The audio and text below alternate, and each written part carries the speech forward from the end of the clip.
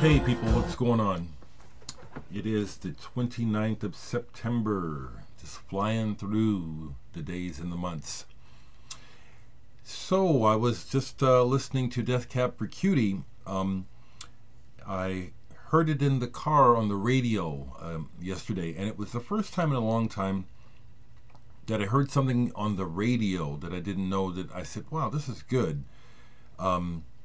I like the band Death Cab for Cutie. I used to have, I get them mixed up with the Postal Service. Sorry, I sold that. But just looked it up online so I could hear it again. Good song. I'm here this morning to share thoughts about the passing of another great, not a household name himself, but his music is very important to me, and I think very important in the history of rock music. Marty Balin of the Jefferson Airplane, Jefferson Starship passed away a couple days ago. I believe he was 76. Rest in peace. Jefferson Airplane are, in my mind, very important in the history of rock and music in general. When I think about the 60s, I think about Jimi Hendrix. Jefferson Airplane come to mind almost immediately. Big Brother and the Holding Company, It's a Beautiful Day. You know, all of the Grateful Dead, all those bands. Jefferson Airplane, Grateful Dead, Jimi Hendrix, you know, Quicksilver Messenger Service. Gigantically important band, and Marty Balin was one of the principal original members and songwriters. This is their first album, Takes Off, came out in 1966, before Grace Slick joined the band. What was her name? Signe Anderson was the girl singer, and they start off with a bang. This is a very good album.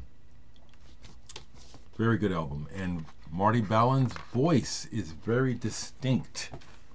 When you hear his voice, you remember it.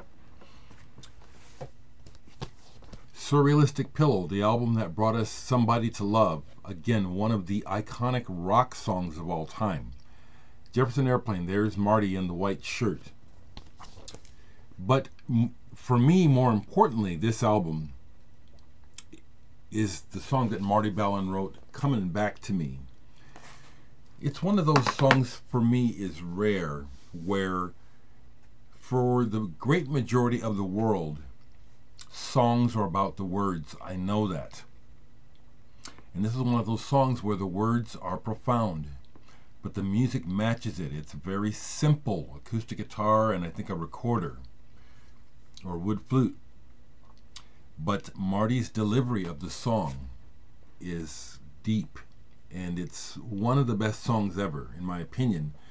Online yesterday, when people started to talk about his passing on Facebook, the song that kept coming up, among others, but mainly this one, is Coming Back to Me. If you don't know that song from here, check it out and you see what I'm talking about. Amazing song, amazing song. So, like everyone else, I was introduced to Jefferson Airplane on the radio. Not everyone, but you know, most of the country, due to their hits, Somebody to Love, and then I heard White Rabbit. But the first album I owned by them, and I got it when I was still pretty young, was After Bathing at Baxter's. I love this album. And here's a story for you. Both of my parents were musicians, jazz musicians. My mom was a gospel singer. Love this album. It still has the original stuff in it, doesn't it? Yeah.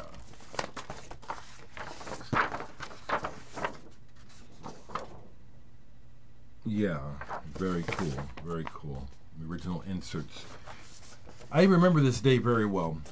I was with my dad getting a haircut. One of his jazz musician friends gave me a haircut. I forget his name, but I like the guy. But before we went home, we had to stop at someone's house, another musician. And they were doing something, probably scoring weed or something. I was a kid. But as I waited in the living room, I saw the records, but what stood out to me was in front of the stack of records in this jazz musician's house was this album. And I had never seen a real copy of it except in the store. For some reason, I was just transfixed. It just really blew my mind that this older jazz musician had this Jefferson Airplane album.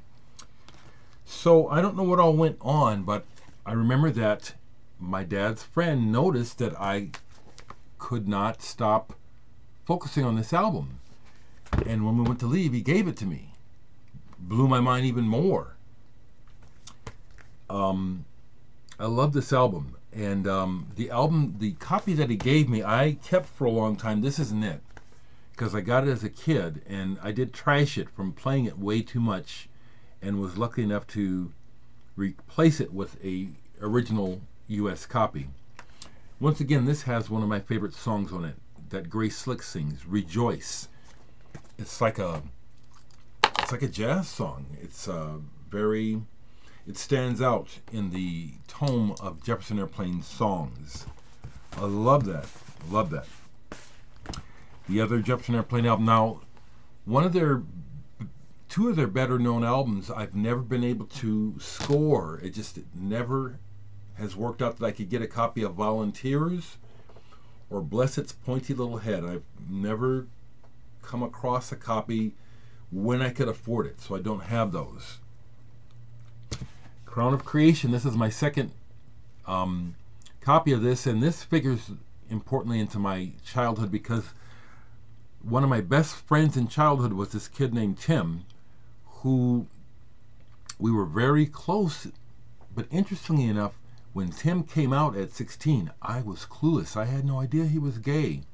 But he had a copy of this, and this was one of the records that he had that I really liked because,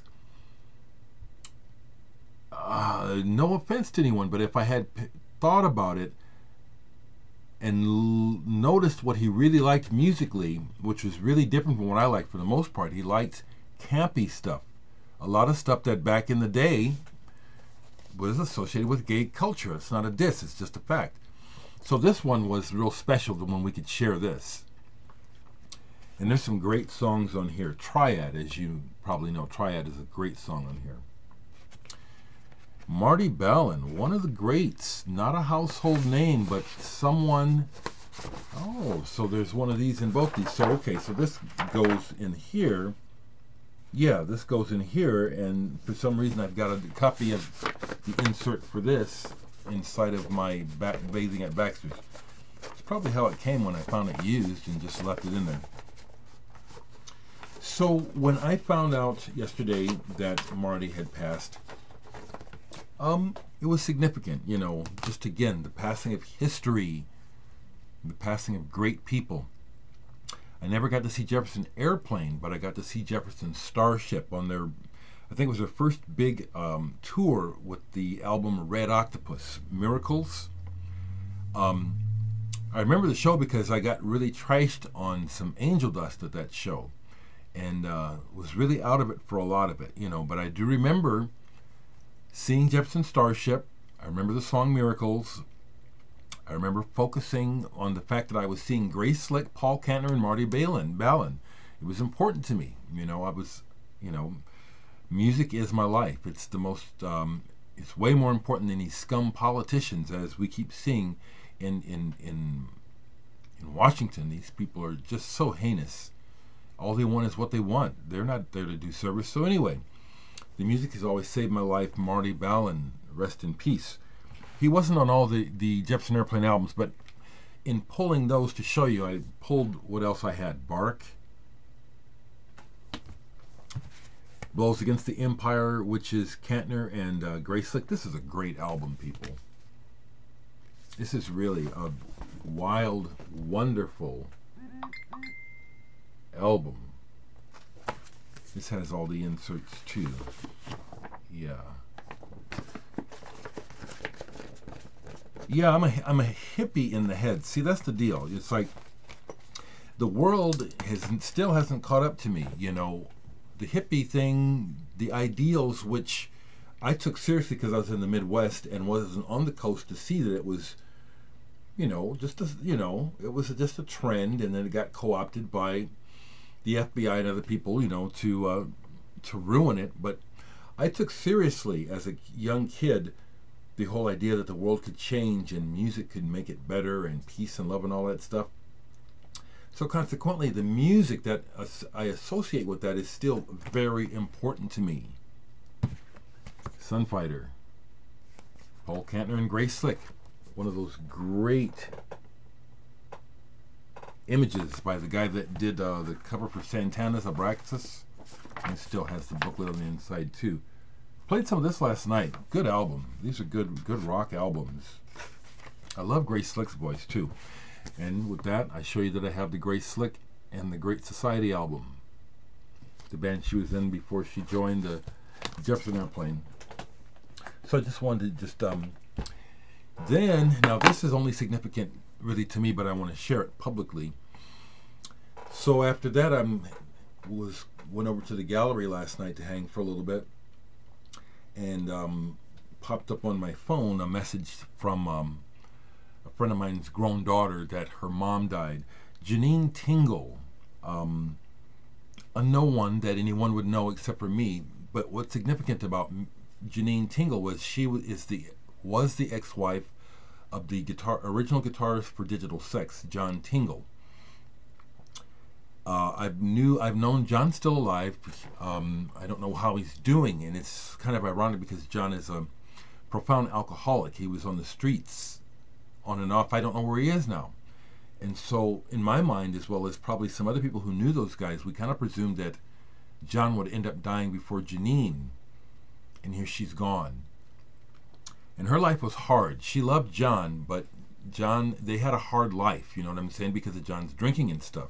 But the thing that's significant here is I met John when I was still a teenager, when I lived in South Omaha, predominantly white neighborhood here in Omaha, where I originally grew up.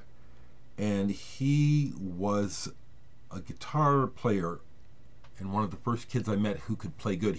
John was so good already as a teen that he inspired me. I count John along with Jack Bruce of the Cream as my original inspiration, besides my parents, because they're musicians, but I want to get this straight. John Tingle was one of the inspirations. I want to play good. He inspired me, and it's his wife who just passed. And it just hit me like a ton of bricks, because she worked at a local grocery store, so that's where I would see her on a regular basis, my grocery. And even in the store, I would come around the counter and give her a hug. And in the early days of their marriage, I would hang out, you know, when the kids were little and stuff. So death is just something that we just have to deal with. And as we get older, the clock doesn't stop ticking, and we're all saying goodbye. Rest in peace, Janine. Rest in peace, Marty Ballin, and many others who have gone on. I want to say one thing about Kavanaugh. I mean, it's like, the way I want to put it is that people with good hearts who care about humanity can see what's going on with these politicians. They are selfish, sociopaths, drunk with power. All they want is what they want. We're not benefiting now. We're not going to benefit. Even business, that's the thing. Short-sighted fools who say, well, business is great, the economy is great. You people are fucking clueless idiots. It's the whole picture of life. It's not just the economy. It's not just money. When you're not taking care of humanity, we all lose. And that's what's going on right now. And when you look at the world leaders, you can't deny it. These people are up to no good. Rest in peace, Marty Ballin. Talk to you soon.